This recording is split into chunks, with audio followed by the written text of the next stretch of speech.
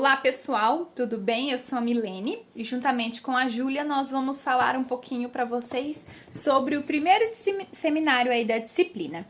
E esse primeiro seminário ele tem como tema o planejamento familiar.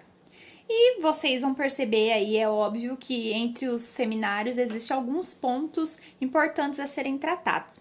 E na divisão do conteúdo, eu fiquei responsável por falar sobre o conceito e evolução do planejamento familiar, sobre a constitucionalização do planejamento familiar e sobre a castração química e algumas práticas de eugenia.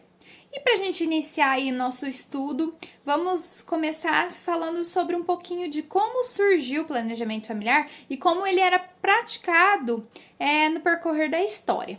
Mas é importante que para a gente conseguir entender o que consiste o planejamento familiar e como ele veio sendo praticado durante os anos, nós precisamos relembrar de como eram as famílias na antiguidade. E aquelas famílias advindas da famílias gregas, as famílias romanas, o próprio direito canônico, como que ele influenciou nas famílias, a Idade Média, que foi um período também muito importante, o cristianismo, o iluminismo. E para a gente iniciar, vamos falar um pouquinho agora da família grega. Bom, naquela época existia um grande preconceito entre a mulher e o homem. A mulher era tida apenas como um mero objeto de procriação. Ela não tinha voz dentro do lar, ela não tinha direitos perante a sociedade, ela apenas era tida como uma submissa do seu esposo e um objeto de procriação para dar descendentes para esse esposo.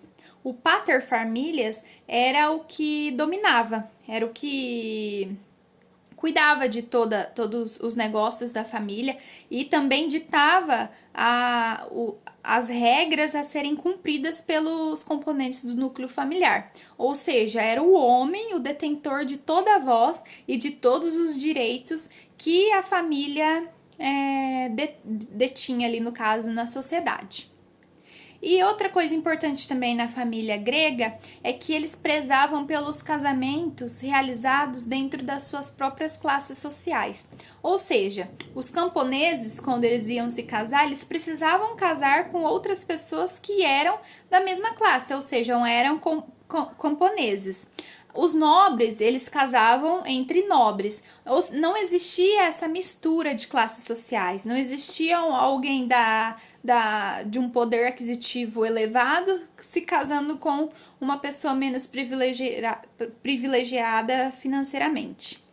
E o principal de tudo aí que chama a atenção era a mulher como um mero objeto de procriação. Ou seja, o planejamento familiar não existia uma autonomia do casal, era apenas uma autonomia do homem. Ele era o único detentor de todo o poder aí sobre o núcleo familiar. Já com a família romana, que vem depois da família grega, a gente vê algumas diferenças ocorrendo com a figura da mulher. Por quê? Ela continua sendo um mero objeto, vamos dizer assim, de procriação, só que o Senado ele vem trazendo algumas disposições que dão alguns direitos para as mulheres, como é o exemplo do Senatus Consulto, que ele atribui o direito de sucessão da mulher. Só que esse direito de sucessão não é o direito que nós conhecemos hoje, é um direito de sucessão restrito. Por quê? A mulher ela só poderia herdar algum bem se esse bem fosse do seu filho. Ou seja, ela ainda continua sem direitos da herança do decujus. Então, se a mulher ficasse viúva, quem herdaria os bens do seu esposo seria a família dele, não a mulher.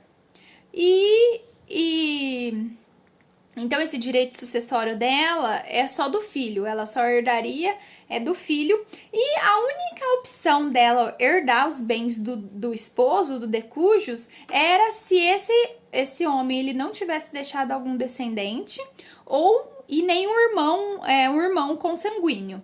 Ou seja, essas duas hipóteses que atribuía o direito da mulher herdar os bens do esposo. Caso contrário, ela continua não tendo direito de sucessão do marido.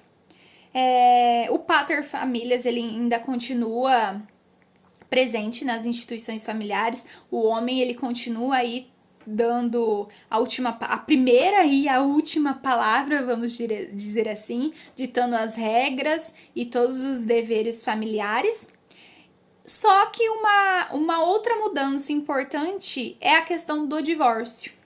Nessa época, por meio do imperador Justiniano, o divórcio ele começa a ser praticado entre as pessoas. Por quê? Porque esse imperador ele traz a disposição de que é possível sim os casais se divorciarem. Ou seja, as pessoas agora que não estavam mais contentes entre seus núcleos familiares, elas podiam se divorciar.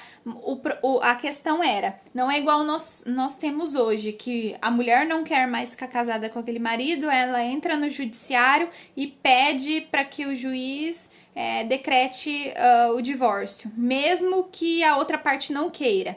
Não funcionava dessa forma. Naquela época, as duas partes, ambos, seria o divórcio consensual de hoje, de que quando os dois estão a favor, concordam com a separação. Naquela época funcionava apenas dessa forma. A única hipótese do divórcio era que ambos estivessem de acordo. E por meio do imperador Justiniano, o divórcio ele era possível, né? E o afeto, ele se torna um objeto primordial para as relações familiares. Por quê? Porque se agora o divórcio ele é possível, as pessoas elas se divorciam por quê? São inúmeros motivos, mas naquela época o principal motivo do divórcio das partes era a falta de existência de carinho, de afeto, de companheirismo. É o que levava as pessoas a praticarem um divórcio. Então o afeto ele se torna um elemento essencial para o casamento. Ou seja, se não existia essa preocupação, esse carinho, talvez o amor entre as partes, não era necessário que houvesse o casamento, porque o afeto agora é um principal elemento para as relações matrimoniais. E, além de tudo isso, e voltando um pouquinho na figura da mulher, ela, além de ser a procriadora, a dona da casa, que deveria manter todos os afazeres domésticos em ordem, ela, nessa época, os romanos, eles exigiam muito das mulheres na questão física. Então, elas precisavam sempre estar belas, com os cabelos penteados, com as roupas limpas, bem aparentadas perante a sociedade. Porque os maridos, eles exigiam que as esposas fossem pessoas belas, apresentáveis. Então, assim, esse é um pouquinho da família romana. Daí, agora, a gente entra um pouquinho no direito canônico, que tem uma forte influência do cristianismo. E o divórcio, que lá na família romana era aceitável, agora com o direito canônico e o cristianismo, ele é repudiado.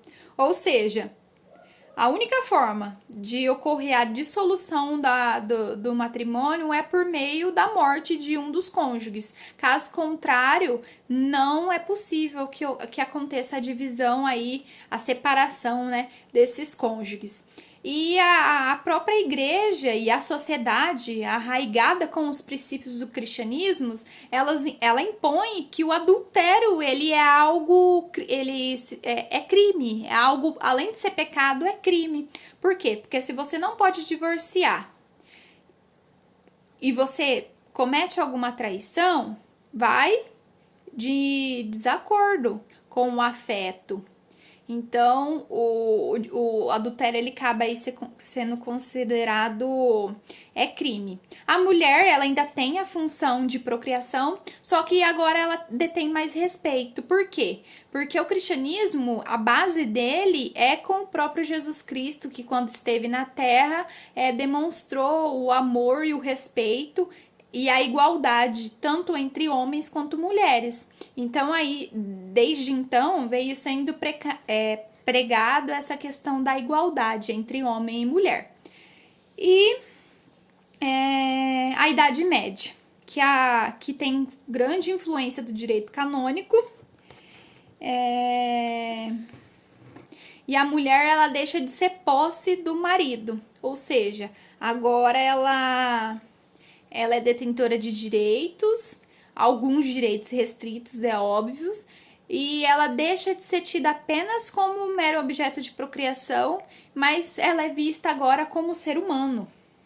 E os filhos, existe a questão dos filhos legítimos e os ilegítimos. Ainda nessa ideia, nessa época, desde lá da família grega, da família romana e agora na Idade Média, os filhos ainda são só considerados filhos e detentores de filiação e de sucessão, aqueles filhos advindos da relação matrimonial. Ou seja, até então, desde todas essas famílias que eu expus para vocês, os filhos adulterinos ou incestuosos, que foram aqueles filhos advindos fora do núcleo matrimonial, eles não adquiriram direitos nenhum. A única evolução que nós tivemos aí foi no tratamento da mulher, que de mero objeto de procriação, agora com a Idade Média, ela é vista como ser humano também.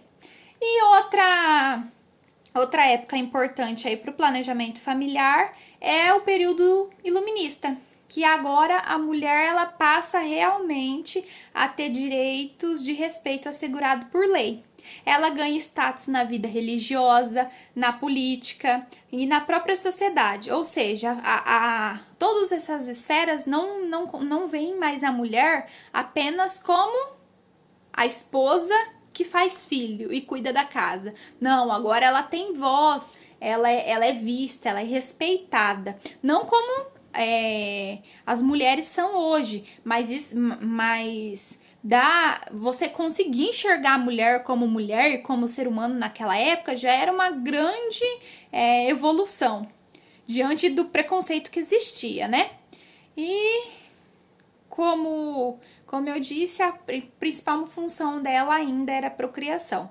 Mas a gente consegue perceber que aí, entre as famílias, foi acontecendo, mesmo que pequeno, há um olhar, um despertar sobre a mulher para que possa ter uma igualdade, sim, que é a nossa igualdade que nós temos hoje com a família moderna. Hoje nós temos a mulher considerada igual ao homem, com direito ao voto, o direito à voz, o direito ao emprego, ao direito...